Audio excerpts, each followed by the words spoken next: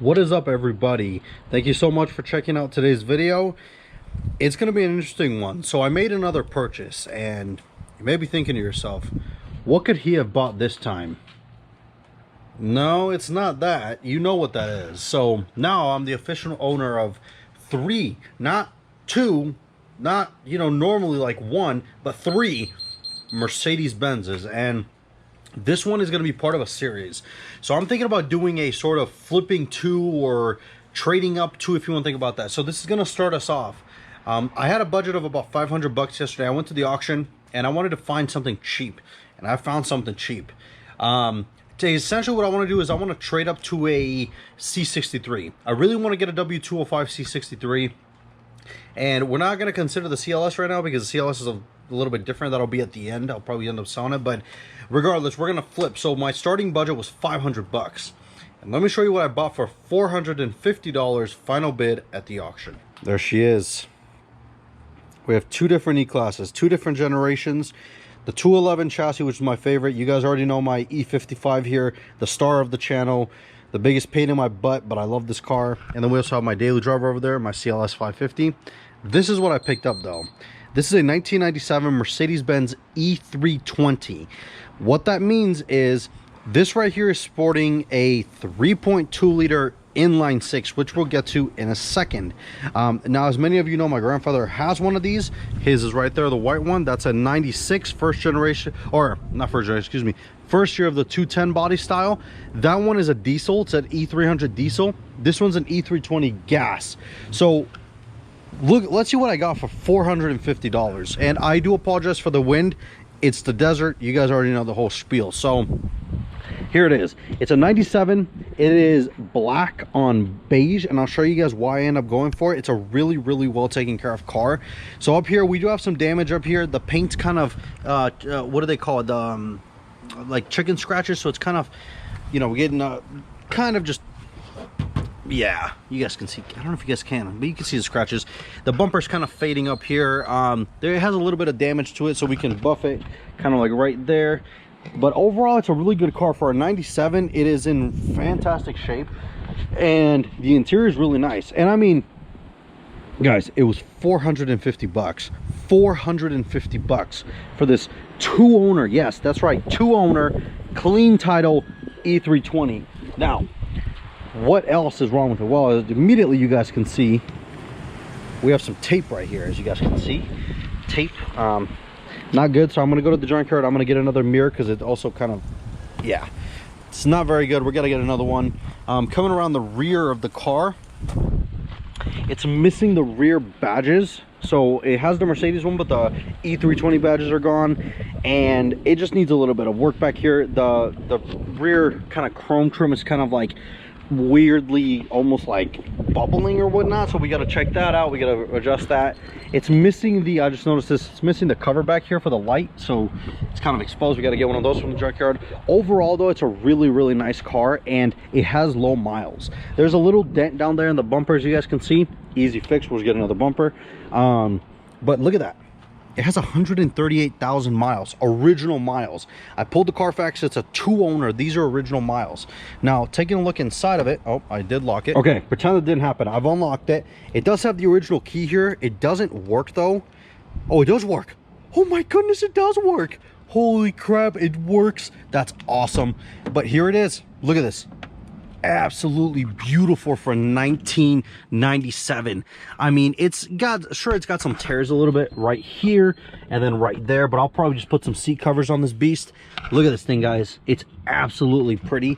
Let's go ahead and hop in it. Oh man, these seats are comfortable. I gotta tell you guys, these seats are way more comfortable than the ones in my E55. But overall, really nice. It could use a nice cleaning. It's got some nice rubber floor mats, so everything's gonna get cleaned up in here. But I mean, look at it. There's not any wear on the door. I mean, it's not really like the leather's not destroyed or anything. My grandfather's is, because he hasn't really taken care of it. But this one's in really good condition. I mean, it's beautiful, and for it being a beige interior, it's awesome. Now, it does run, but it does have some issues. It has a misfire. My dad seems to think it's something off the valve train. I'll show you guys once we pop the hood, because when you rev it up, it's fine, but it's just a misfire at idle. It could also be a spark plug. I don't know. We haven't really looked at it. I just brought it home last night. We also have the power steering doesn't work. That's another thing we're going to check right now, actually, when I pop the hood after. And then the AC doesn't work, which we need the AC because currently right now I think it's like 109 outside. So yeah, we need AC. Everything else works though. Aftermarket radio, I don't know how I feel about it. I mean, it is what it is. I would have preferred the original one, but whatever. All the windows work, which is shocking on this one of these 210s, because my grandfather's, none of them do. But let's see if it'll start up for us. So put the key in. Let's see. Hopefully this doesn't turn on for us. I'll turn the radio down. There we go. So as you guys can see, 138,000 miles, all original. Let's see if it'll crank. Oh yeah, there it is. And yes, it does have a misfire. As you can see, I can feel the car kind of shaking around. It says check engine. It's got a check engine light and an SRS light, which we will be checking. And there's the check engine light blinking, which means, you know, it's misfiring. But overall, it does sound pretty good. And oh yeah, it's no power steering. The car rides really well. There's no creaking or anything from the suspension. It rides super nice. And the transmission shifts buttery smooth.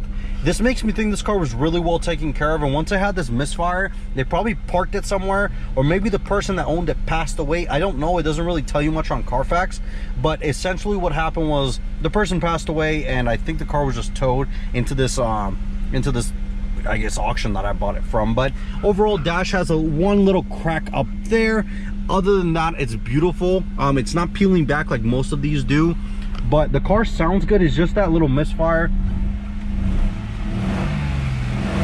When you get up into the RPMs, the misfire is gone. It's just when it's at idle. And it's a lot better than it was last night. Last night it was really bad. Because as you guys can see, I kind of have the back seat taken out. What some idiots have done, and I'm going to shut it off just so it doesn't... Yeah, what some idiots had done is, if you guys notice, most of all the batteries on the early pre-facelift 210 cars are underneath this back seat back here.